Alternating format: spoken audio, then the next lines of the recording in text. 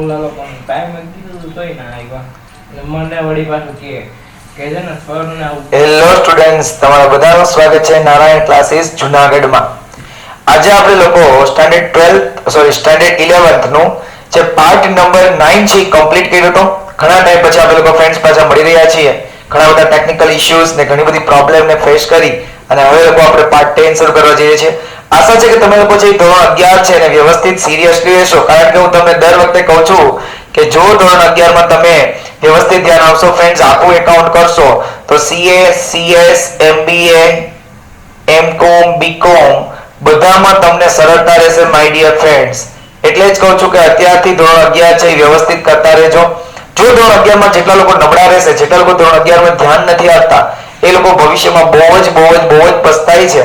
બરોબર છે? તમારા માટે કદાચ ધોરણ 11 છે પહેલી વખત છે, ધોરણ 12 છે પહેલી વખત આવશે માય ડિયર ફ્રેન્ડ્સ, પણ છેલ્લા 13 વર્ષથી આ ધોરણ 11, 12 માં કેટલી બધી બેચોનો પસાર કરી ચૂક્યો છો ફ્રેન્ડ્સ. તો સિરિયસલી તમે લોકો છે એ વધારે મહેનત કરજો. બરોબર છે? આજે આપણે લોકો 34મો જે છે પારિભાષિક શબ્દનો જે વિડિયો છે એ કમ્પ્લીટ કરીએ છીએ.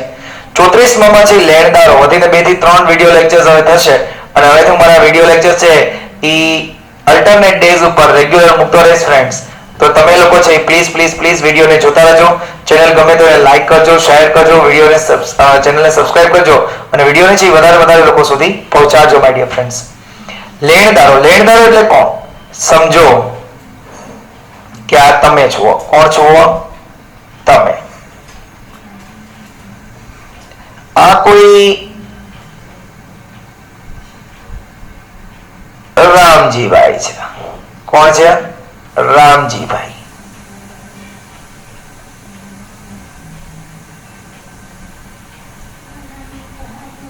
આ રામજીભાઈ છે ને એ વેપારી છે. કોણ છે? વેપારી. તમે રામજીભાઈ પાસેથી સપોઝ કરો તમે કરિયાણાના વેપારી છો, તમે રામજીભાઈ પાસેથી 50,000 રૂપિયાનો માલ લીધો. રૂપિયાના માલની શું કરી? ખરીદી. રામજીભાઈએ કીધું બેટા પૈસા. રામજીભાઈ શું કીધું? બેટા પૈસા. તમે કીધું અત્યારે રૂપિયા નથી. તો તમે એને રૂપિયા અત્યારે આપતા નથી, રૂપિયા અહીંથી જાતા નથી. તો રામજીભાઈ છે એ અત્યારે આપણા માટે શું બની જાય છે માય ડિયર ફ્રેન્ડ્સ? રામજીભાઈ અત્યારે આપણા માટે શું બની જશે? લેણદાર. શું બનશે? ધંધાનો લેણદાર. સમજાણું? લેણદારનો મતલબ સમજાણો બધાને માય ડિયર ફ્રેન્ડ્સ? શ્યોર? ચાલો લખીએ એના વિશે. લેણદાર એટલે શું? હે ને? તો ચાલો લખો, યાદ રાખજો. જ્યારે ધંધા દ્વારા કોઈ વેપારી પાસેથી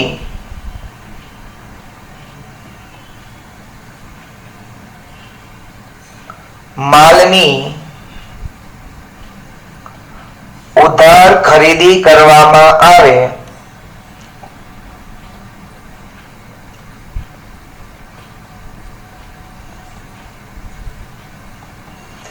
તો તે વેપારી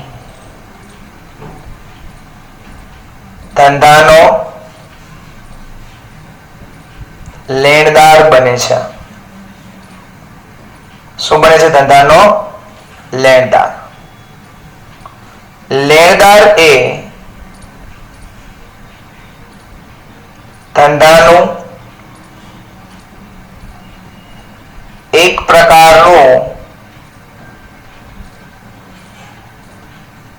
દેવું છે. લેણદાર એ ધંધાની એક પ્રકારનું શું છે? દેવું. હવે તો તમને 12મા ધોરણમાં કામ આવે ને એટલે હું લખાવું છું કે લેણદારના બીજું નામ, લેણદારના અન્ય નામ પેલું વેપારીઓ અને બીજું દેવું છે. આ યાદ રાખજો મિત્રો. આ 12મા માટે બહુ કામનું છે. બાજુમાં લખી નાખજો. આ 12મા માટે બહુ કામનું છે. બરાબર છે? લેણદારને ખબર પડી ગઈ કે તમે લોકો છે એ કોઈ વેપારી પાસેથી માલની ઉધારી ખરીદી કરશો તો એ વેપારી તમારા ધંધાનો શું બની જશે? લેણદાર બની જશે. ક્લિયર? શ્યોર? ઓકે, હવે ભણશું આપણે એના પછીનું 35મું, દેવી હુંડી. દેવી હુંડી બરોબર છે. જો આની પહેલા આપણે વિડીયોમાં ભણ્યા હતા લેણી હુંડી, હવે આપણે ભણશું શું? દેવી હુંડી. દેવી હુંડી એટલે શું ફ્રેન્ડ્સ? બરોબર છે કે માનો કે બે પક્ષકાર હોય, આપણે આપણાથી શરૂઆત કરીએ. આ આપણે છીએ એટલે કે તમે, હું નહીં, હે ને? આ કોઈ વ્યક્તિ છે. જો હું તમને લોજિકલી સમજાવું છું, આપણે રામજીભાઈને જ રાખીએ. આ કોણ છે? રામજીભાઈ. તમે લોકોએ રામજીભાઈ પાસેથી 50,000 માલની ખરીદી કરી. 50,000 માલની ખરીદી, બરાબર છે. રામજીભાઈએ તમને કીધું કે બકા પૈસા, તમે શું કીધું? બાકી. તમે કીધું બાકી. એટલે રામજીભાઈ તમારા ધંધાના શું બની ગયા? લેણદાર બની ગયા. સમજો, રામજીભાઈ તમારા ધંધાના શું થઈ ગયા? લેણદાર. હવે રામજીભાઈને કોકે એમ કીધું કે ભાઈ તમે આ વ્યક્તિને માલ બાકીમાં આપ્યો છે, તો કે હા, તો એ રૂપિયા ટાઈમસર કોઈને દેતો નથી. તો રામજીભાઈને તમારા ઉપર આવી શંકા.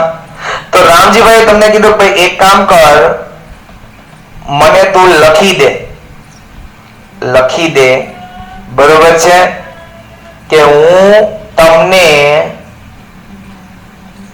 50,000 રૂપિયા 1 મહિના પછી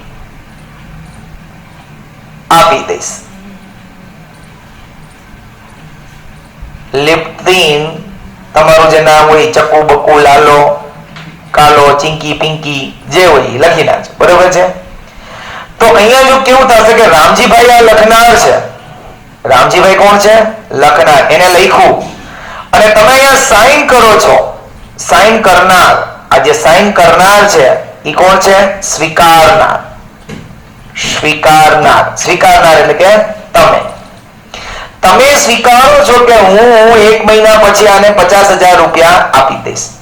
એટલે આ જે લખાણ જે થયું છે, આ જે લખાણ કર્યું છે કે હું તમને રૂપિયા આપી દઈશ, આ જે લખાણ થયું છે એને કહેવાય આપણે રૂપિયા દેવાના છે. એટલે આપણા માટે શું થઈ ગયું? દેવી હુંડી. આપણા માટે શું થઈ જશે? દેવી હુંડી. જ્યારે આપણે રૂપિયા લેવાના થતા હતા ત્યારે લેણી હુંડી થતી હતી, જ્યારે આપણે રૂપિયા દેવાના થાય છે ત્યારે શું થાય છે? દેવી હુંડી. સમજાઈ ગયું? ચાલો એના વિશે લખું છું, જોજો. દેવી હુંડીનો વ્યવહાર, જો આમાં તમને મૌલિકતા હશે, તમને ખબર હોવી જોઈએ કે વસ્તુ શું છે, તમને લોજિક ખબર હોવી જોઈએ કે દેવી હુંડીનો વ્યવહાર લેણદાર પાસેથી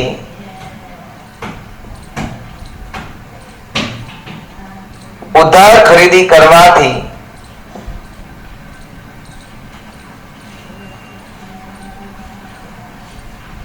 ઉભો થાય છે.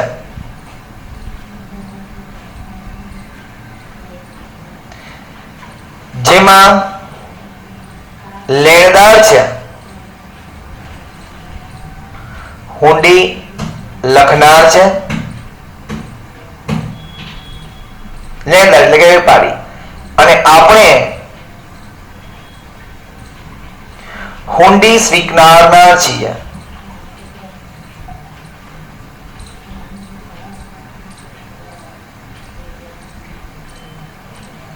આપણે ચોક્કસ તારીખે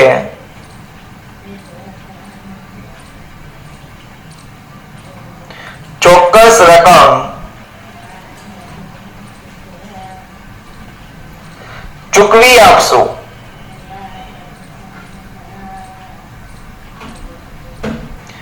તે માટે હુંડી સ્વીકારીએ છીએ.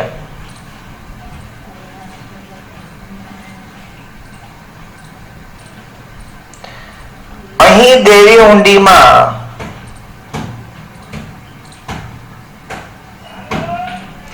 રકમ ચૂકવવાની હોવાથી હાલ આપણા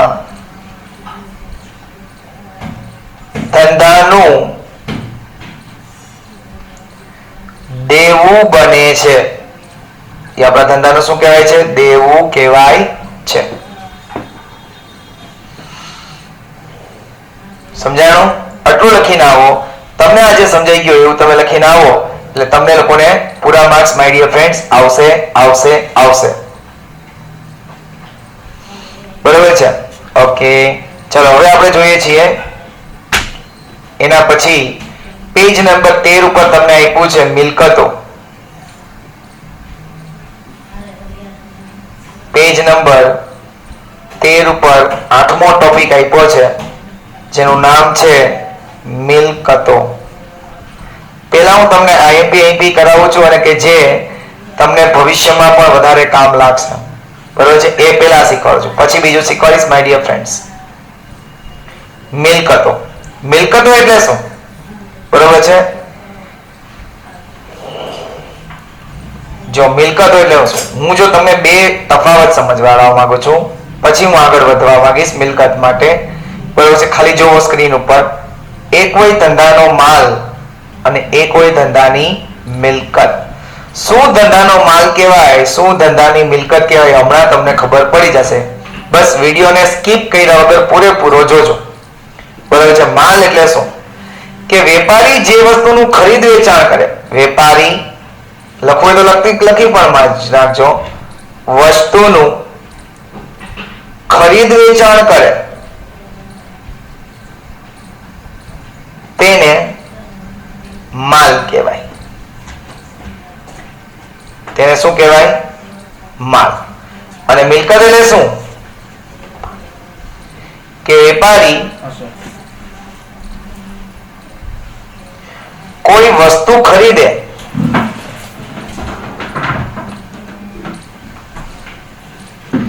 જેનું લાંબુ આયુષ્ય હોય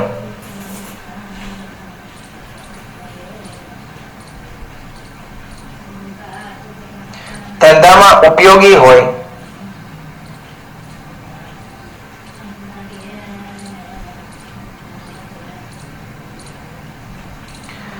અને સામાન્યતઃ ઉદ્દેશ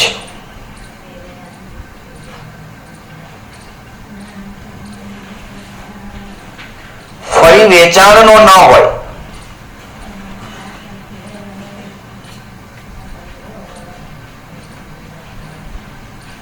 તેને મિલકત કહેવાય. સમજાણું? હું તમને એમ કહું કે ઇલેક્ટ્રિક વાળા છે, ઉદાહરણ તરીકે ઇલેક્ટ્રિક વાળા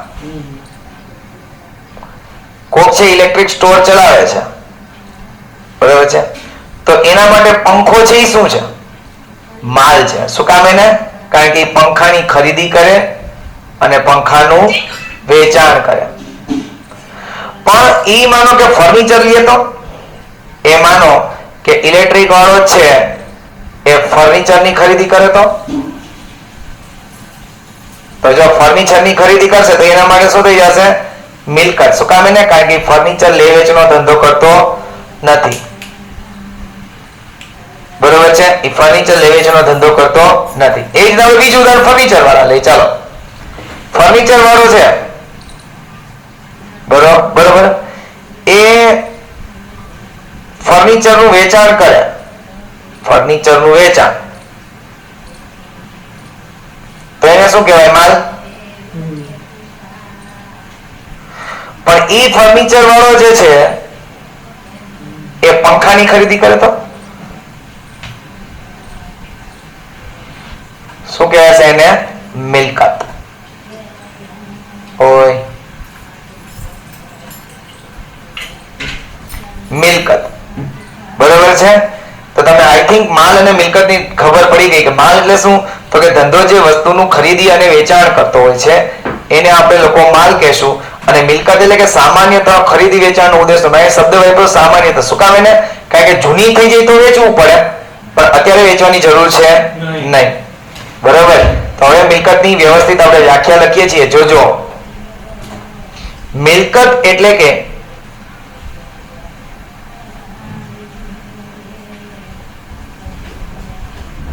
ધંધાની એવી વસ્તુઓ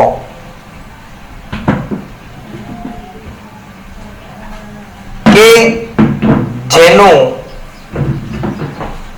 આર્થિક મૂલ્ય હોય,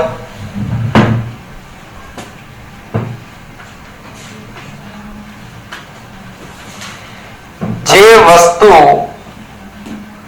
ધંધા માટે ઉપયોગી હોય,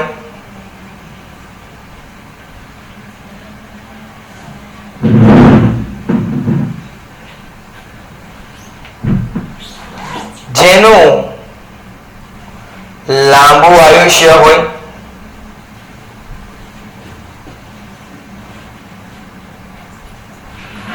તેને મિલકત કહેવામાં આવે છે. Clear my dear friends? હવે જો મિલકતના પ્રકારો, તો ધંધામાં છે ને 3 પ્રકારની મિલકતો છે.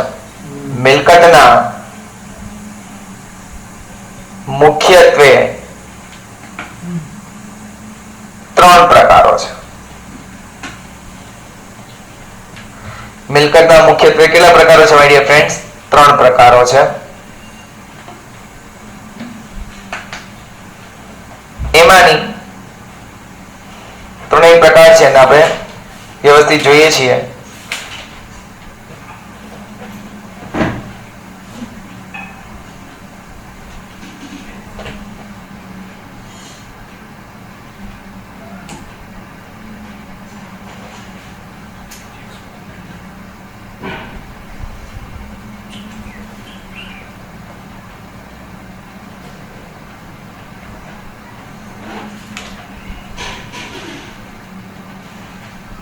બરોબર છે. એમાં પહેલો જે પ્રકાર છે એ બિન ચાલુ મિલકત છે. બિન ચાલુ મિલકત. બીજો જે પ્રકાર છે એ છે ચાલુ મિલકતો. અને ત્રીજો જે પ્રકાર છે એ છે અવાસ્તવિક મિલકતો.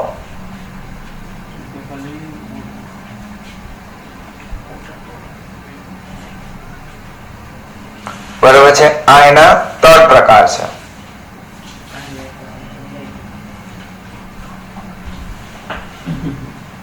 બિન ચાલુ, ચાલુ અને અવાસ્તવિક. યાદ રાખવાનું છે, MCQ માં ઘણી વાર પૂછાતું હોય છે. બરોબર છે. બિન ચાલુ મિલકત એટલે કેવી મિલકત? જો લખું છું કે જે મિલકતનું આયુષ્ય सामान्यतः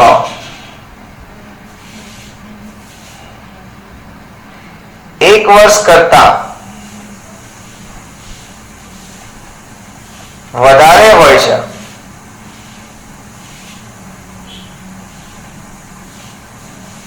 તેને બિન ચાલુ મિલકત કહે છે.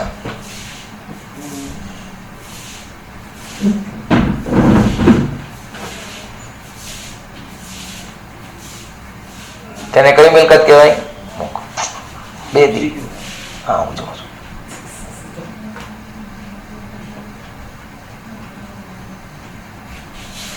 હવે જો આ જે મિલકત છે એનું આયુષ્ય 1 વર્ષ કરતા વધારે હોય છે. જો મેં આ શબ્દ વાય કરું, 1 વર્ષ કરતા કેવું હોય છે? વધારે. બરોબર છે. એને આપણે કહીએ છીએ બિન ચાલુ મિલકતો. આપણે એનું ઉદાહરણ દ્વારા લઈએ તો એનું ઉદાહરણ શું થઈ શકે કે ભાઈ, ઉદાહરણ તરીકે હું લઉં છું તો કે ફર્નિચર. જો ફર્નિચર 1 વર્ષમાં કોઈને તૂટી ન જાય, બરોબર છે.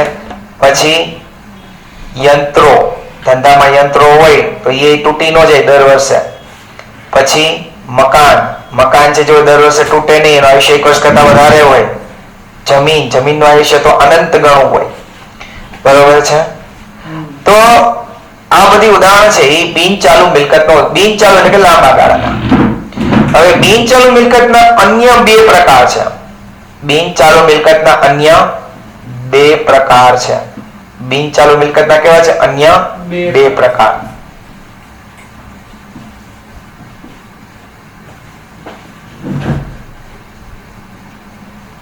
બિન ચાલુ મિલકતના અન્ય બે પ્રકાર છે.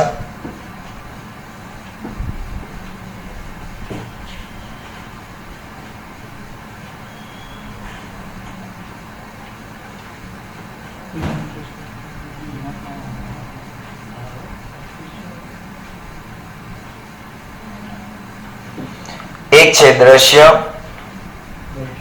અદ્રશ્ય. બિન ચાલુ મિલકતના બીજા બે પ્રકાર છે. એક છે દ્રશ્ય અને બીજું અદ્રશ્ય. દ્રશ્ય એટલે શું? તો કે જે મિલકત જોઈ શકાય.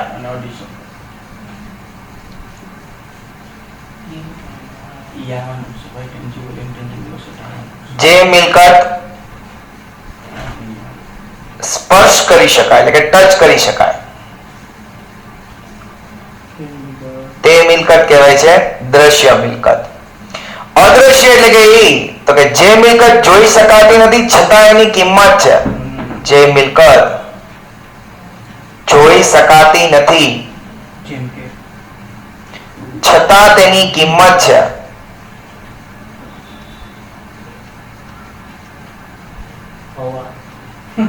તેને અદ્રશ્ય મિલકત કહેવાય છે. રૂપિયા આપો જવા માટે.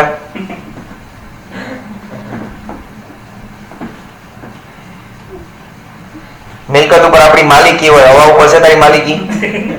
હોશિયારી.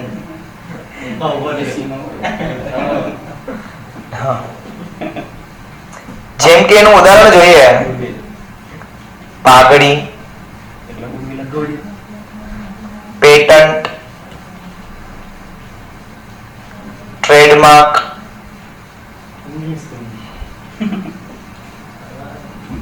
કોપીરાઇટ,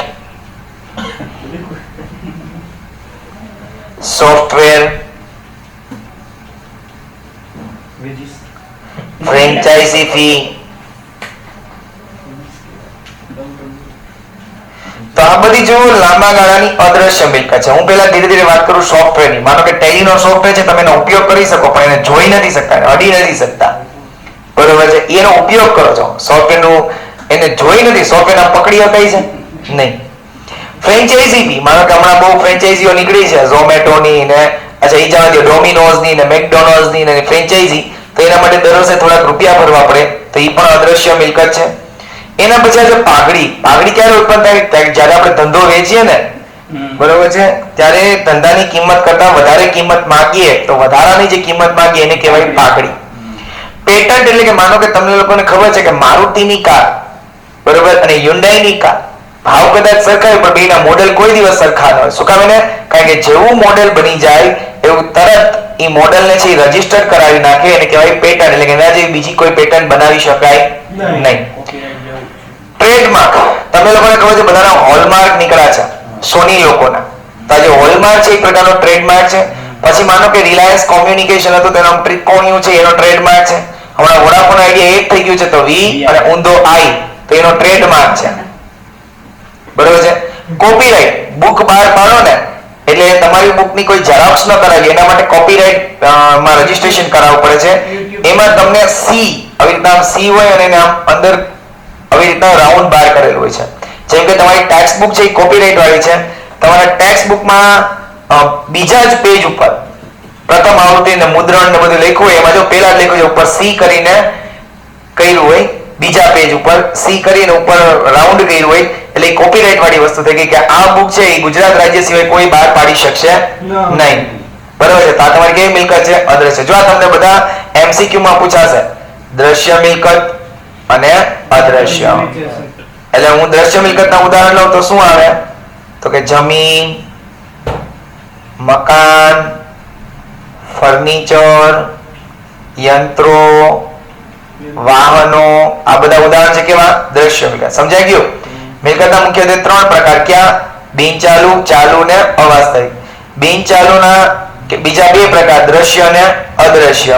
દ્રશ્ય જેને જોઈ શકાય, અડી શકાય, અને અદ્રશ્ય જેને જોઈ શકાતો નથી, અડી શકાય, જેમ કે પાઘડી, પેટન્ટ, ટ્રેડમાર્ક, કોપીરાઇટ, સોફ્ટવેર ને ફ્રેન્ચાઇઝી ફી. ફ્રેન્ડ્સ, બીજું બિનચાલુ મિલકત એટલે કે લાંબા ગાળાની મિલકત. બિનચાલુનું બીજું નામ લખો તો લખી શકાય લાંબા ગાળાની, અને લાંબા ગાળાનો મતલબ શું થાય? 1 વર્ષ કરતા વધારે. Clear my dear friends? Great. એના પછી આજે ચાલુ મિલકતો. ચાલુ મિલકત તમને જો બિન ચાલુ એ ખબર પડી કે 1 વર્ષ કરતા વધારે. તો ચાલુ એટલે શું હોય? 1 વર્ષ કરતા ઓછું. એટલે કે જે મિલકતોનું આયુષ્ય શોર્ટ ટર્મ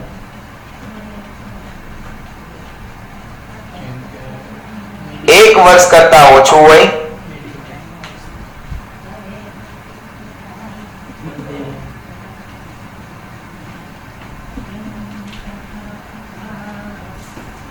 અને દર વર્ષે બદલતી રહેતી હોય.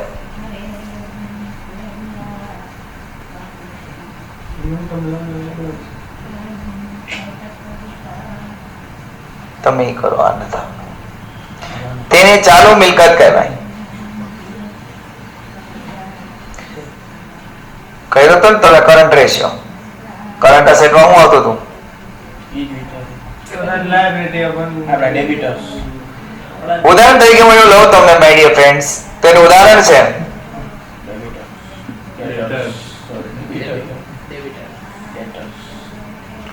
એનું ઉદાહરણ છે રોકડ સિલક કેશ બેલેન્સ દર વર્ષે જો બદલતી રહેતી હોય. આખર સ્ટોક જો દર વર્ષે બદલતો રહીએ. દેવાદાર એટલે કેવો વ્યક્તિ જેની પાસેથી આપણે ઉધાર માલ વેચ્યો છે, દેવાદાર લેણું દર વર્ષે બદલતું રહે. બરોબર છે? તો આ બધા ઉદાહરણ છે કે જે બેંક સિલક દર વર્ષે બદલતી રહેતી હોય છે. બરોબર? એટલે આ બધી કે છે આપણી ચાલુ મિલકત. બરોબર છે? એના પછી ત્રીજો જે છે એ અવાસ્તવિક મિલકત છે. સામાન્ય રીતે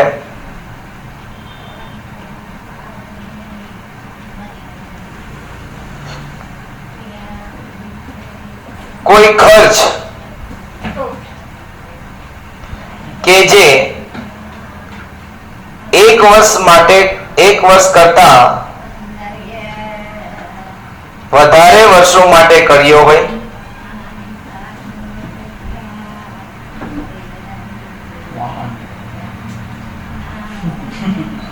અને જેનો લાભ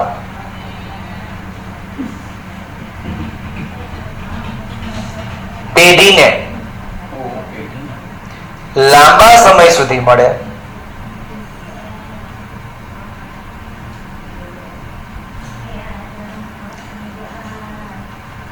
અને જે ખર્ચો ફક્ત 1 જ વર્ષનો ન ગણાય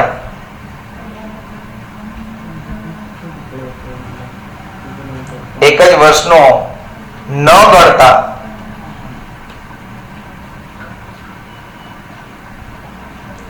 જેટલો સમય પેઢીને લાભ મળે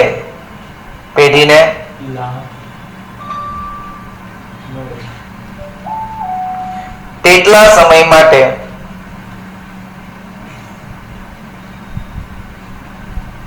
વહેંચી નાખવામાં આવે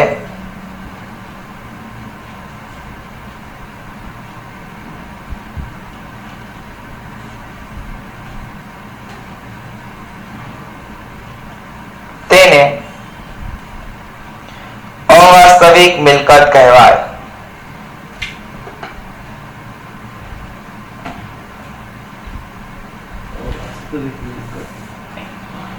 દાખલા તરીકે હવે ઉદાહરણ યાદ રાખજો માય ડિયર ફ્રેન્ડ્સ, એમસીક્યુ માં પૂછાતા જ હોય છે. એસેટ કેતો તો બધી આપેલા ના એમસીક્યુ માં લખજો ડિબેન્ચર વટાવ. આ જ્યારે આવશે ત્યારે હું તમને સમજાવીશ. શેર વટાવ,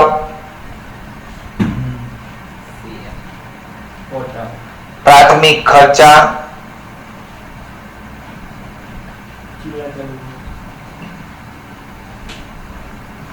જાહેરાત ઝુંબેશ ખર્ચ.